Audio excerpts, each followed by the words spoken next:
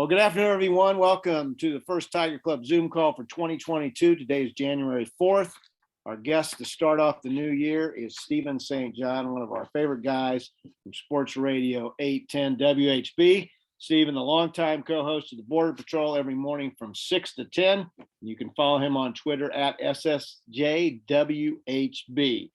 We will continue to meet by Zoom for the foreseeable future. Check out our website at kctigerclub.com for updates on that and other events. If you're watching on YouTube, please consider a membership in the club and make sure you hit the like button when you watch our videos. If you're interested in tickets to either men's or women's basketball games, you can contact President at kctigerclub.com and we can get you fixed up. Stephen, good afternoon. Happy New Year. Lots to talk about since we last visited with you. First thing I want to hit on is the women's basketball victory over South Carolina. Kind of got lost in the shuffle over the holidays, but really one of the greatest upsets in any sport in Missouri history. Yeah, I've become more of a women's basketball fan over the past, well, I would say about 12 years or so since I had twin daughters.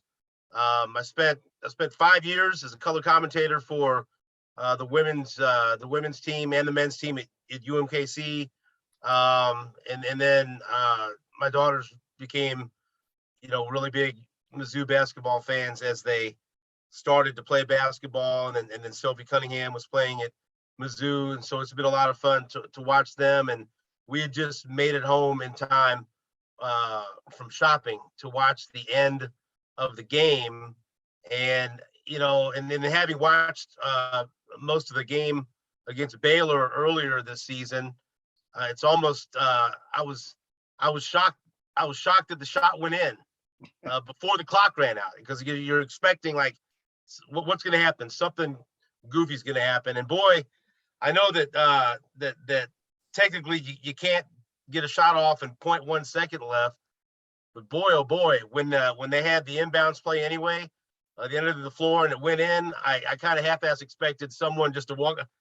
Good, it's good, game over. So, and that scared the heck out of me. But yeah, what a win! It was disappointing to see that they weren't put in the top 25. I assumed that they would be, but when you look at the others receiving votes, they're number 26, and so as long as they don't have any bad losses and continue to play, I mean, those are the two games. Thankfully, I didn't see the Missouri State game, but watching them play against Baylor and then watching them, with only eight scholarship players available against a team like South Carolina that's clearly a national championship contender, there's no reason why they can't stay in the top 25 for the rest of the year. And what's really cool about it to me also, I think, is the fact that a lot of times in women's college basketball, I think one of the things that they can kind of turn you off of it is there might be one or two teams that can win the national championship and that's it. And by playing it down to the wire on the road against Baylor and then beating South Carolina shorthanded, I mean, you can look at this team, as long as they stay healthy and don't fall apart when they get into the tournament, you could have some real hopes that they could make a run in March, because they've shown that when they play their A game, they can beat anybody. So yeah, that was especially in a week where not a lot of things went right from my sports fan perspective. That was a welcome addition to my viewing last week. Well, not only did they have just 8 players, but one of the players out was their leading scorer and conference player in Asia Blackwell. They, get her back, get to full. They're a pretty deep team when they got everybody healthy. There's a lot to look forward to this season. No, absolutely. Like I said, this is a team that could certainly be in the upper echelon in the SEC, which is saying something, because the SEC is a great women's basketball conference. But you have that belief that they could beat anyone on any given day in the tournament.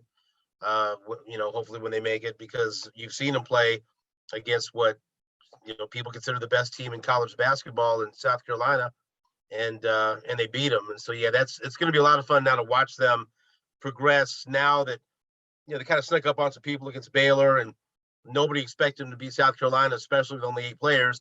But now they won't sneak up on anyone. Now they're the team that shocked South Carolina, and so it's always interesting to me to see how a team deals with the pressure of being good and with the pressure of arriving.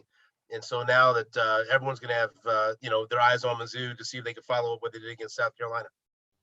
We're talking with Stephen St. John of 810 WHB. If you'd like to ask him a question at the end of our discussion, as always, use the chat feature at the bottom of your screen.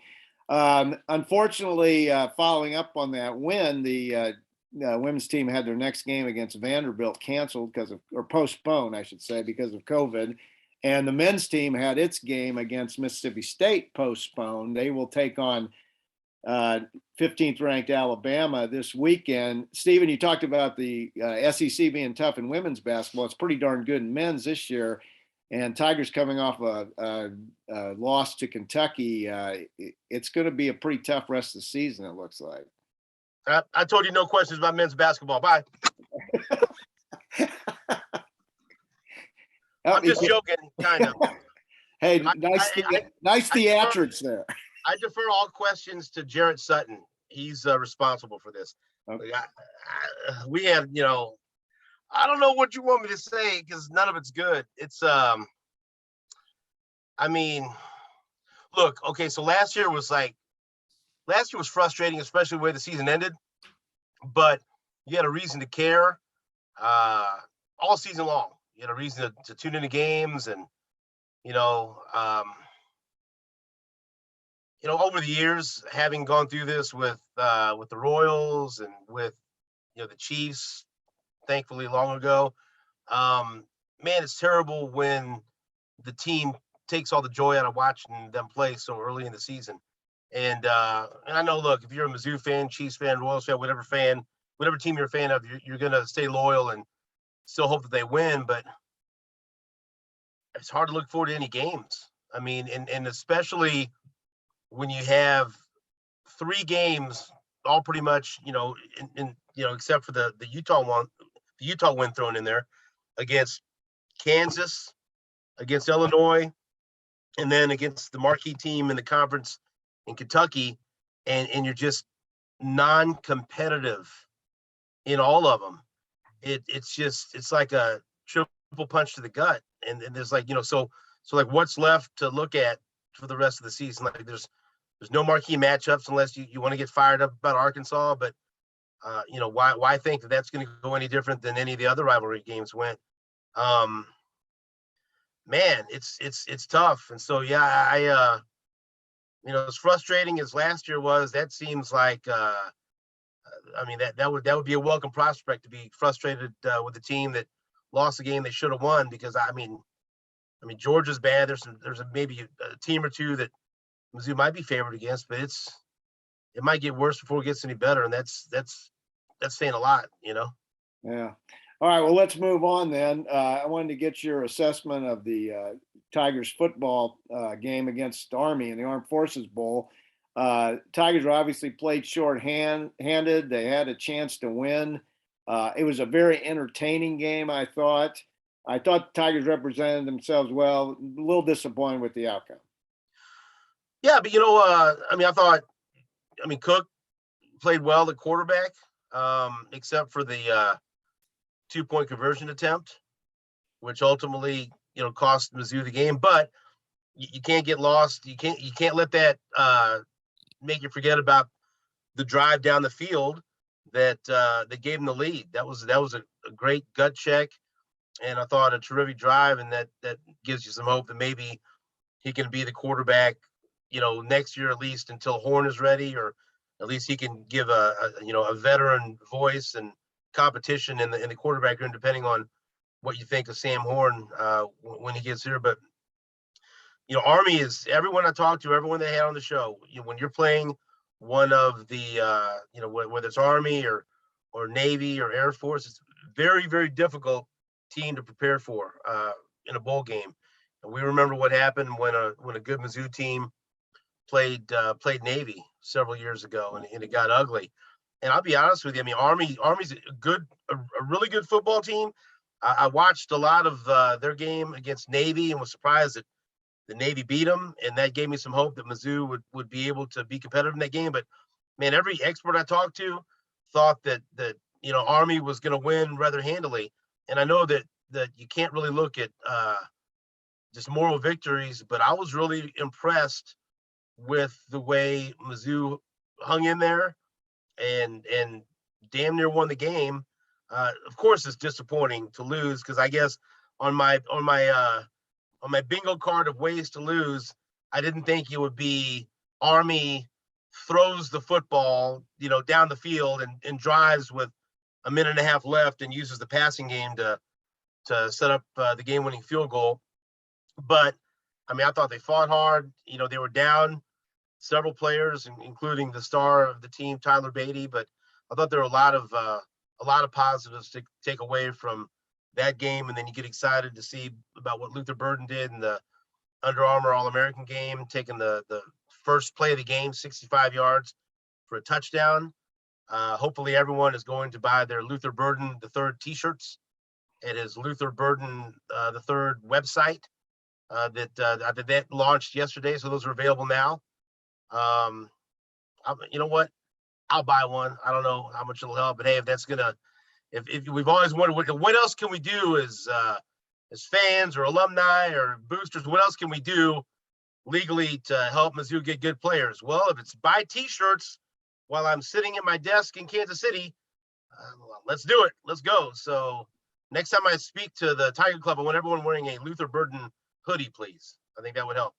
But I'm excited. I'm excited about the defensive tackle that they got in the transfer portal from Oklahoma State. He wasn't a starter, but he was a big part of their rotation. He had a nice game in the Fiesta Bowl. And so, I mean, look, you get a guy like that that's got that kind of size and athleticism to have the defensive line. Yeah, there's a lot of reasons why right now to be excited about Mizzou football. And 247 Sports wrote a recap of the All-Star game, the Under Armour game, and the first guy they mentioned, the alpha dog, they called him, was Luther Burden, 130 yards receiving. I think I saw a video. He had a very impressive punt return too. Every time this kid touches the ball, it's pretty electric. Yeah, it's been interesting. I would read some articles in St. Louis and talk to some people that I know there that arguing whether or not he was the best return man ever that they've seen in St. Louis, which is saying something. I mean, Yes. So Jeremy Macklin. I mean, there have been some great wide receivers and return specialists that come out of St. Louis. And so, yeah, I mean, immediately he'll be able to help and make an impact in the return game. And just think back to Macklin or think back to Marcus Murphy. Like what a great weapon that is to have a guy back there that can take it to the house anytime he touches the football. So there's plenty of close games that could have gone Mizzou's way had they had that type of impact player. Just if they would have had Burden just as a return man this year, they might have won an extra game or two, right? And so maybe they win against Boston College, maybe they win against Army, and so that's very exciting. And then you think about how he could help in the passing game, no matter who the quarterback is. And so yeah, it's great to see that kid, getting all these accolades and living up to them, and can't wait to see him play at Mizzou coming up in the fall. Let's turn our attention to the Kansas City Chiefs. Listening to your show this morning, listening to talk to Adam Teicher yesterday, listening to Seren yesterday. This may be the most dissected regular season game in memory. If you weren't a fan of either team, it was highly entertaining. Unfortunately, I am a fan of one of the teams. It was disappointing, but there were so many just weird things that happened during that game. Like Mark has a list of things to talk about that will make Steven sad. Thanks, Mark. Appreciate it. So your point about it being so talked about and dissected. I mean, it was one of the most important regular season games in recent memory when you think about what was riding on it for both teams. I mean, the only way you could have a more important regular season game is if it was like what we're going to see Sunday night between the Raiders and the Chargers, an actual win and you get in, because so the Chiefs needed to win to secure the number 1 seed, and the Bengals needed to win to secure the first division championship in forever. And then you add into it that you have You know, people can argue whatever, but I think that the best quarterback in the NFL, you know, the guy, the number one guy on the block in the AFC against the kid that's coming off a 500-yard passing performance, that's establishing himself as a worthy challenger, and his first chance. And you never know how a guy is going to perform in a real big game. And that was a big game, right? That was a big game that most of the nation was watching. And boy, when the Chiefs went up 14-0, I thought, okay, Cincinnati's not ready for this. Ain't ready for this heat. The Chiefs are going to do what they do, get a comfortable win. And so first you have to be super impressed. A couple of times they were down 14 and Cincinnati didn't fold. And then look, Mahomes is the best player in the NFL to me, but the best player on that field on Sunday was Jamar Chase.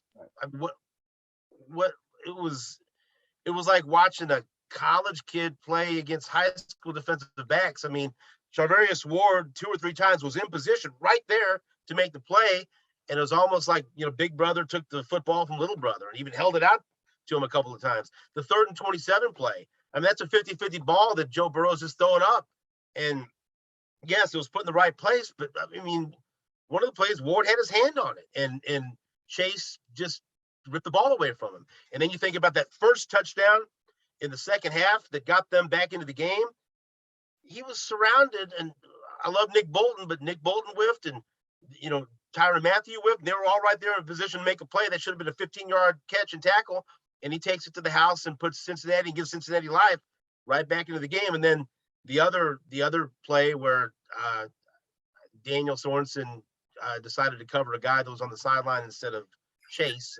I wasn't sure what that was about, but anyway, if the safety that you have over the top is responsible for Jamar Chase is Dan Sorensen, that deal's flawed from the beginning. So that was just, you know, to be expected.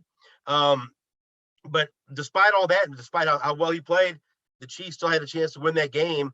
And like you said, I mean, how many cracks at the end zone did Cincinnati have at the end of the game over and over again? And Andy Reid won't answer questions about whether or not they were prepared to let Cincinnati score.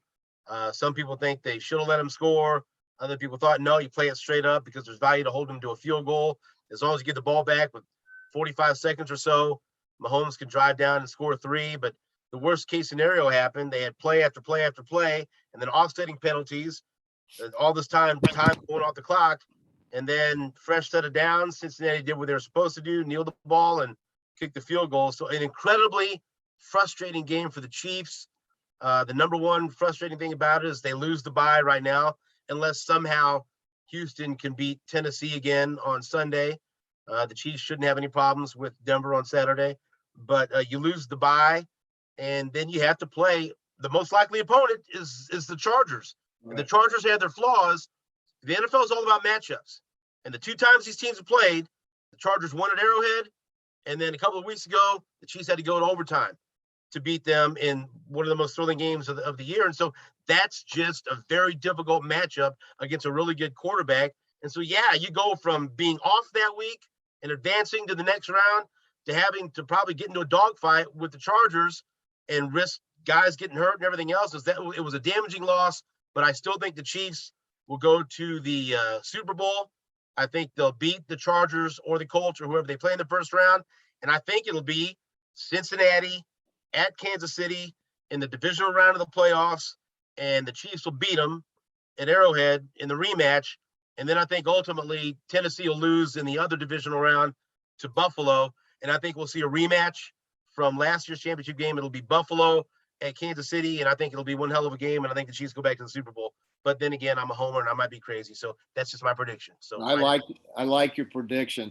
Hey, one thing about Nick Bolton, you retweeted the snap counts from Sunday. Nick only played, I think, 27 snaps.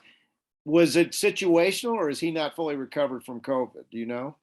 I would say both. There have been a few of the Chiefs players that have commented about how it affected them, and not even to the point where they knew. I mean, preparing for the game, it didn't affect them so much, but getting out there. I mean, you could prepare to play in an NFL game all you want, practice and everything else, but once you get out there and you're getting hit and everything else, and Chris Jones, even though he was terrific, talked about when he came back, that, that next level wasn't always there when he put the foot on the gas, and it affected him. And so I think with Bolton, number one, they were throwing the football all over the field, and that's not the best matchup for Nick Bolton right now. And then number two, they wanted to try to take care of him, but his snaps have been down. They trust Hitchens, and they like Willie Gay. Willie Gay is their best coverage linebacker, and that's the guy who went out there in passing downs. I think the writing's on the wall. I think Hitch will likely be gone next year, and then Nick Bolton assumes that role. He'll be the guy wearing the green dot, and he'll be the quarterback of the defense. And so, but I think a big part of it was like you said, the combination of coming back from COVID, but also, I mean, again, we love Nick Bolton. That game against the Chargers was one of the best games from a Chiefs linebacker since Derek Johnson. Yeah. He did it all.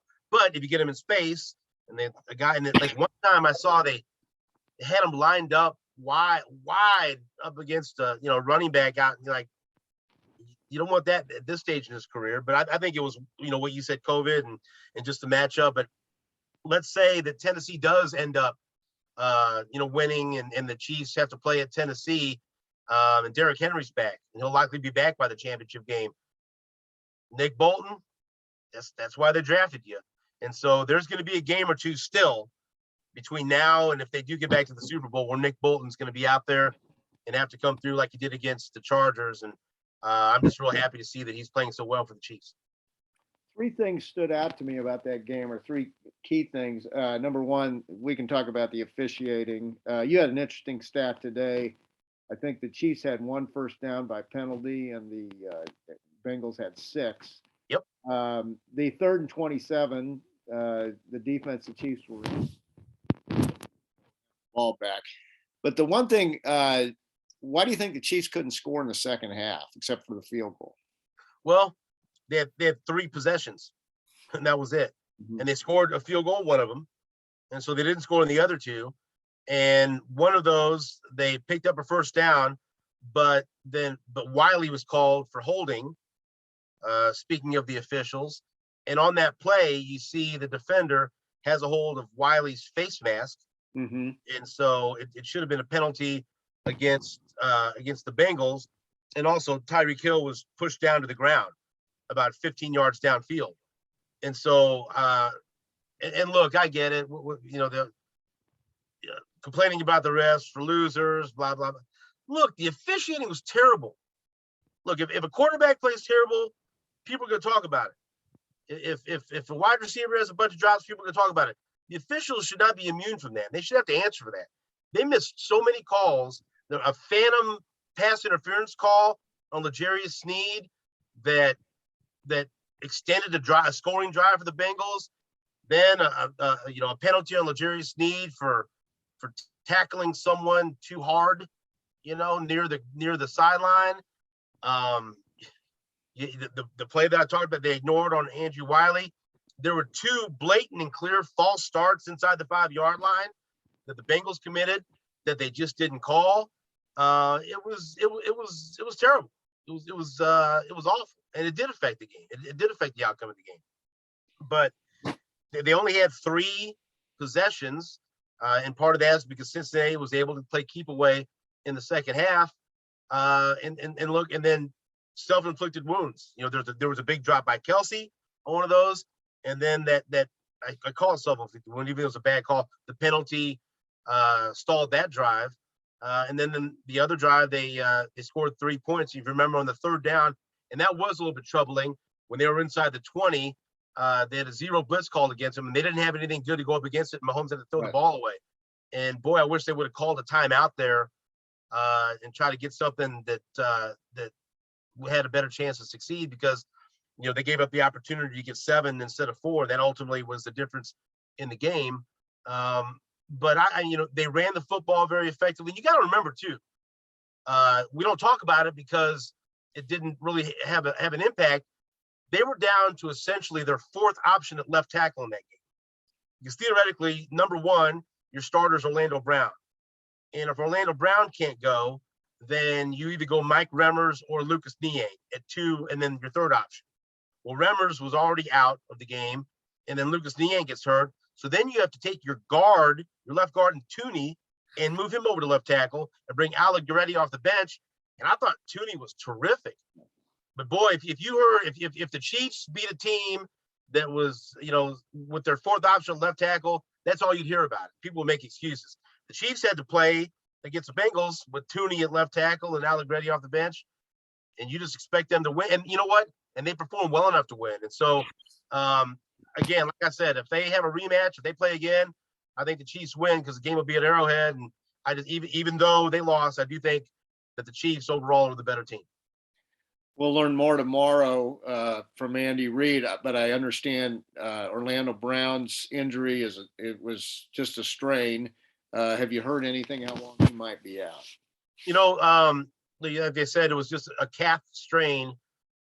But then the question, and here we go, we're losing the bye week, rears its ugly head. Do you want to play him against Denver, or do you want to save him and get him some extra rest and prepare him for the first week of the playoffs? Because now you got to play in the first week of the playoffs. Whereas if they would have won that football game, you could just tell Orlando Brown, if we don't have to play against Denver, then you get the bye week and then you'd be good to go. And so but now you have to have him in the playoff game. And so do you risk having him go out there against a less than mediocre team in Denver and have him aggravate that calf injury and then possibly lose him in the playoff game? And so I wouldn't be surprised even if he is good to go. I mean, I'd sit him. The Chiefs can take, but then Lucas Niang got hurt. I think a lot of it has to do with whether or not Mike Remmers will be available. And look, I know nobody wants to see Mike Remmers play left tackle after what happened in the Super Bowl, but this ain't Tampa they're going up against. Denver is just, they're not good. And so it's a good question, but it makes it a little bit more complicated because they have to play in the first round. But I think he'll be good to go. It just depends on what they want to do, and if they want to try to rest him, or if they want to go ahead and put him out on the field and risk aggravating that against Denver. We're going to get some questions in just a second, Stephen. I wanted to ask you another thing you tweeted this morning was the playoff spreadsheet with 256 possibilities. That was pretty amazing. But I guess it comes down to Chiefs win. They're the number 2 seed, and they would likely play either the winner of the Raiders and the Chargers. Am I understanding that correctly? So a lot of those scenarios have to do with Jacksonville beating Indianapolis. That's where chaos ensues and all hell could break loose. They're probably not going to. That if you want to see crazy stuff happen, root for Jacksonville to upset the Colts. But the Colts are likely going to win. The Raiders, if they win, then they'll probably be the 6th seed because they beat the Colts last week. And so very unlikely they will be the Raiders against the Chiefs. If the Chargers win and the Chiefs win, then it's going to be pretty much Chiefs hosting the Chargers. There's still a chance. Then after that, the next likely opponent would be the Colts. And then there would be a smaller chance that it could be the Patriots. But most likely it will be the Chargers if the Chiefs win. Now, if the Chiefs lose, I don't think they will, but if they did, I mean, then they could fall down a couple of notches. And certainly they could fall behind Cincinnati. And that would be significant because, like I said, if both teams win in the opening round, they could match up in the divisional round, and whoever's the 2 seed, they get to host it. I'd much rather see the Chiefs have that rematch at Arrowhead as opposed to go back to Cincinnati. And so there is value in winning that game on Saturday and securing the 2 seed. And like I said, I still think that I think that Tennessee is going to be vulnerable in their game because I think it'll be against Buffalo. And so I think the 2 seed very likely could end up hosting the AFC Championship game. And so, but I if things kind of, play out the way they're supposed to, we're going to see the Chargers at the Chiefs in the opening weekend. And we'll see what the NFL decides. Because remember, this year is going to be a Monday Night Football playoff game. And so, I mean, I would imagine if you're talking about ratings or, putting their best foot forward, Dallas always gets primetime games, but maybe you see the Chiefs play Saturday, get some extra rest, and play on Monday Night Football, or at least on the Saturday night primetime game. But it'll be interesting to see who gets that spot on the the first Monday Night Football game of Wild Card Weekend. Yeah, I don't like that Monday night idea, but that's my opinion. All right, you ready for some questions? First question from Jarrett Sutton asking, who are your top 3 weekly guests? Oh boy. Well, number 1 for sure is Jarrett Sutton. Let's go. Number 1 for sure. Number 2, man, I don't want these to get out public. I like Jeff Chadia because he makes everyone so mad. And look, Jeff is an NFL Network, NFL.com reporter, on-air talent. He's a great guy. His son, he lives in Kansas City. His son's a huge Chiefs fan, but he comes on and he's very cognizant in the past because he lives in Kansas City, so he doesn't want to be construed as a Kansas City homer. So I think he's kind of going the other way a little bit. But people get so pissed off when he just won't say, when he won't pick the Chiefs every week, or he won't say that, Patrick Mahomes is the greatest quarterback of all time. He won't conform to any of our ideas. And so I kind of I like the responses. That's always exciting. And then number 3, Gary Lezak, because I like to irritate. Jared, I like to push people's buttons, and I like to irritate Nate. That's fun for me. But nobody can get to Jake the way Gary does. Jake's my producer. And what you may not be able to hear on the radio show is we're on a very strict clock now because we're simulcast in Wichita in 8 o'clock hour. So we got to hit Wichita at 8:04. And so now Gary can't go as long as he wants anymore. But Gary doesn't care about what we have to do, so he still goes long, and he'll be on the phone for 9 minutes and will not have mentioned a second of weather, and he's telling you what he thinks the Chiefs should do in the draft next year, and Jake's going crazy, and it's like controlled chaos, but he's one of the nicest people in the world, and so he's a nice boost to my morning, and I like to watch him irritate my producer every day, so I'll put Gary 3, but of course, those rankings could change, and that's all dependent on Jarrett Sutton visiting the 7th and 8th grade St. Gabriel's Angels as they open up their season Friday night at St. Pat's in a terrific rematch of the St. Pius Tournament Championship game, which St. Gabe's won. Jarrett Sutton, you know the deal. You've helped coach those girls, the St. John Twins. Look forward to seeing you at practice very soon. All right. Consider it done. That's right. Sometimes it seems like NIL could help a school like Mizzou. Other times you read about millions of dollars bigger schools are able to throw around. What are your thoughts?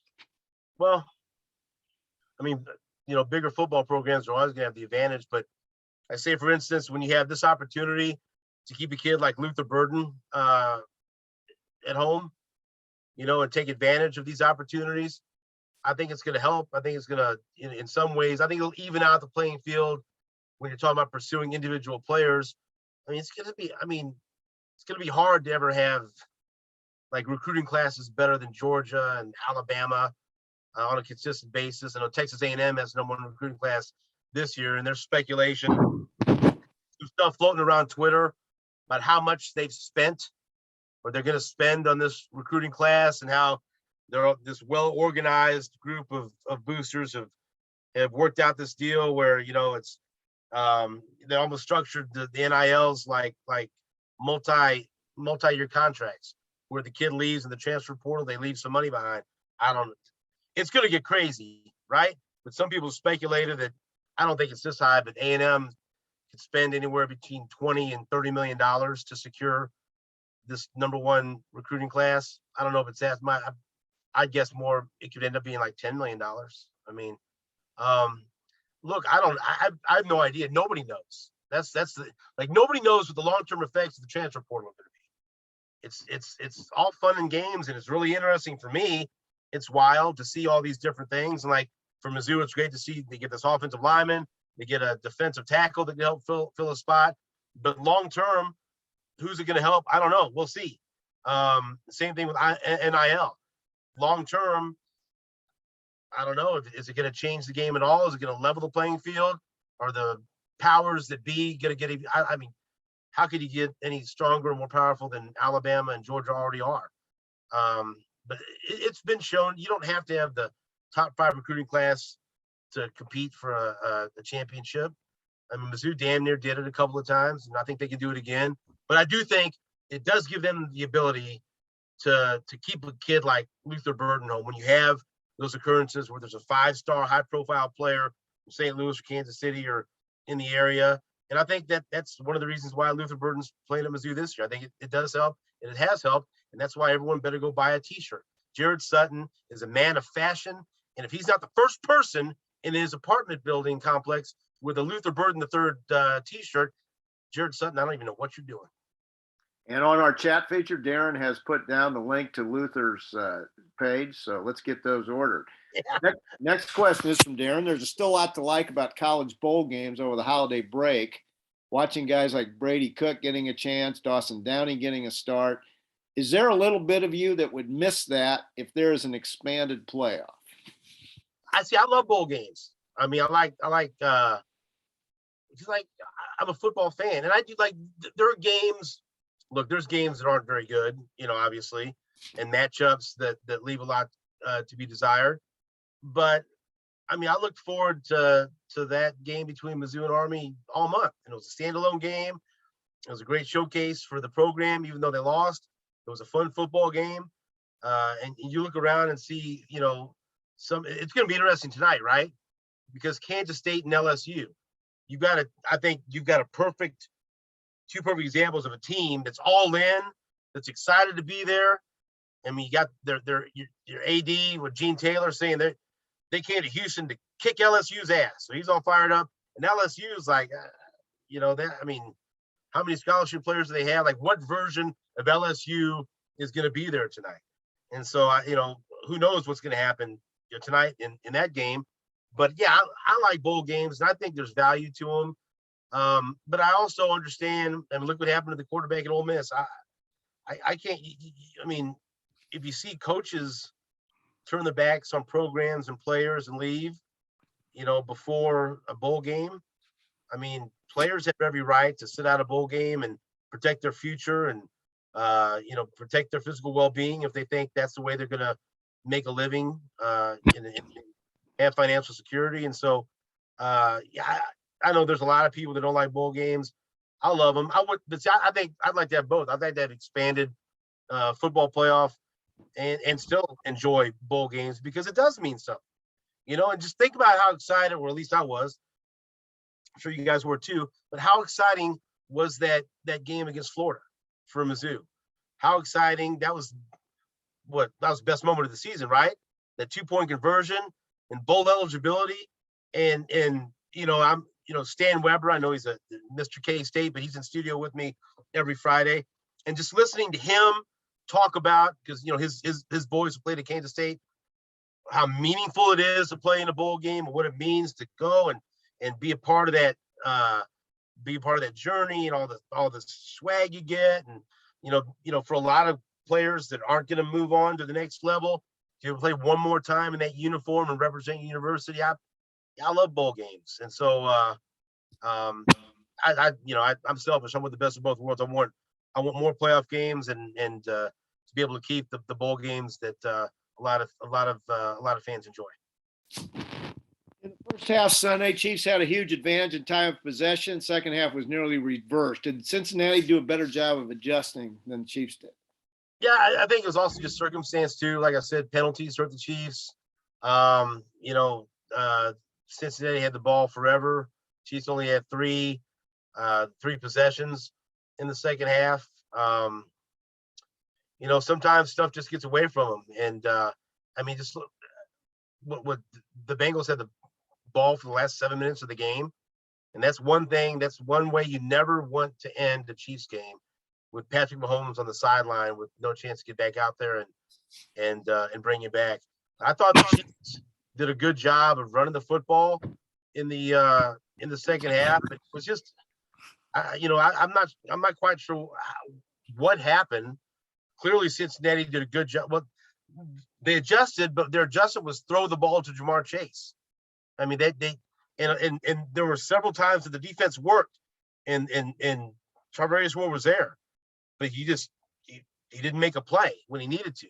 And there were a lot of missed tackles. And so, yeah, Cincinnati was able to extend drives. And like you pointed out, they received 6 first downs via penalty, while the Chiefs only received 1.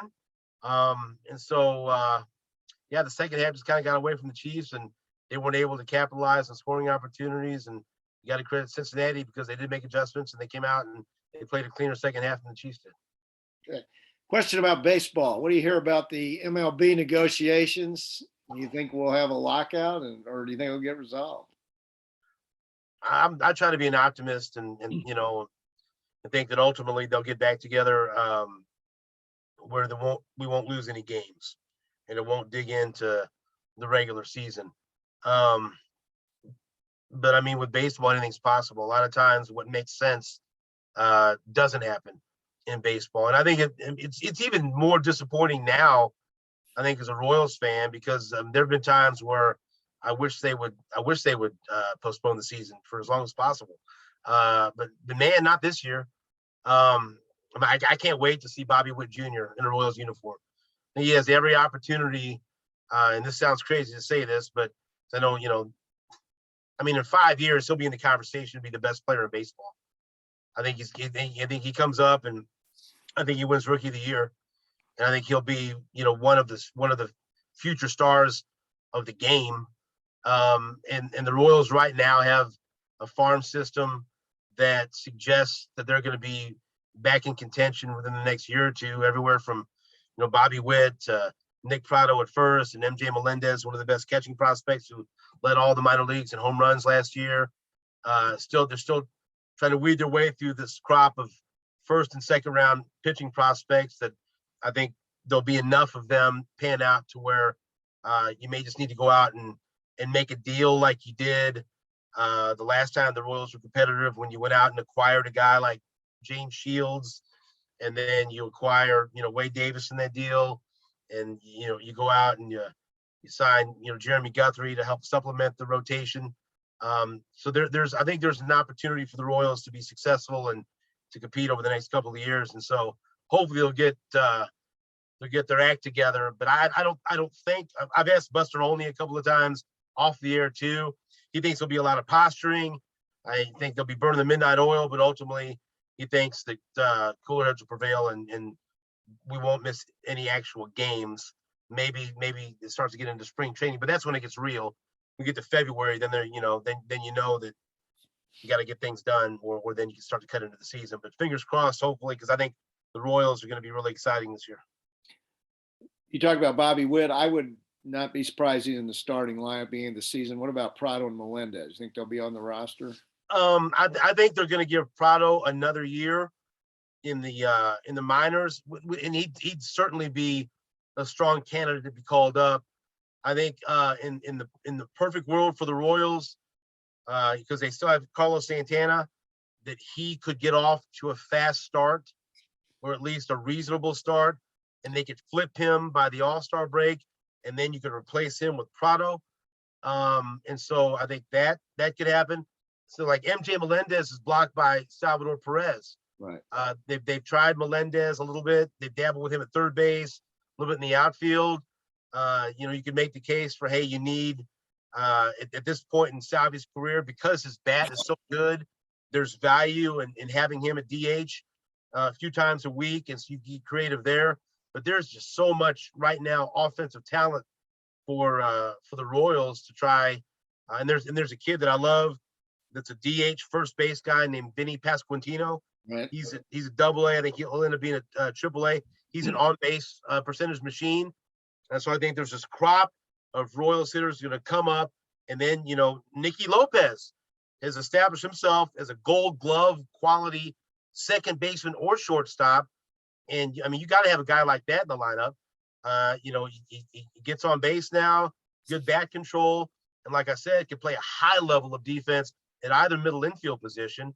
And so you kind of got a glut right there. And then the enigma that is Aldoberto Montes. When he plays, he's fantastic, but when does he play? And so maybe you take one of those guys at some point and flip him for a center fielder, They got Michael A. Taylor. He's a great defensive player, but center fielder of the future, or you trade for that veteran pitcher, like I said, when they made that James Shields trade.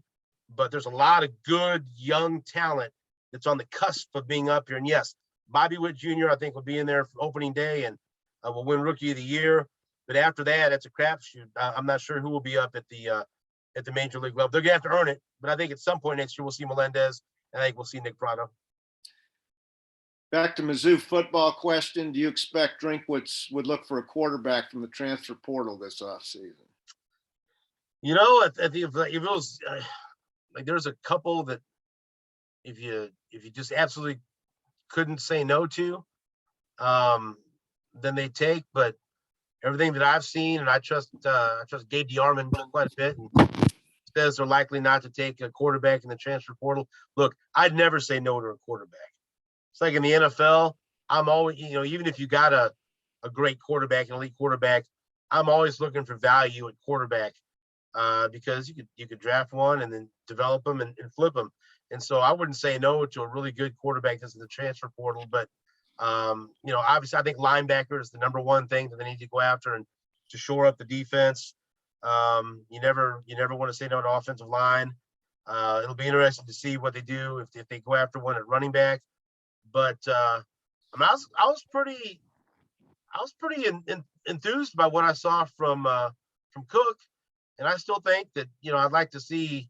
I mean, he'll have a chance to earn some playing time, But Tyler Macon with his legs to see what he could turn into, and then what we all for is Sam Horn is so good that he gets here, and then sooner or later he just takes the job over, and it's a no-brainer. But if I had to guess, I would guess no, they won't take one. But man, I'd kick the tires on any quarterback that's available in the transfer portal. I want to ask you one more question before we sign off. What was your reaction about Sam Mellinger going to the Royals? I was shocked. He was in studio with us the day before he made the announcement, and he told me, and hey, pardon my French, I go bullshit, and I didn't believe him. And he was really, he goes, no, I'm leaving the paper. I'm gonna work for the Royals. I said, and I was waiting for the punchline, waiting for him to say something, because we bust each other's balls a lot in commercial breaks and have fun. And let me tell you, I love saying, there's just not very, very few people that I've met in the media in the 23 years that I've been working for Union Broadcasting that are more genuinely nice and humble and just real than Sam. And Sam, and you could Google it online a couple of years ago when his mom passed away.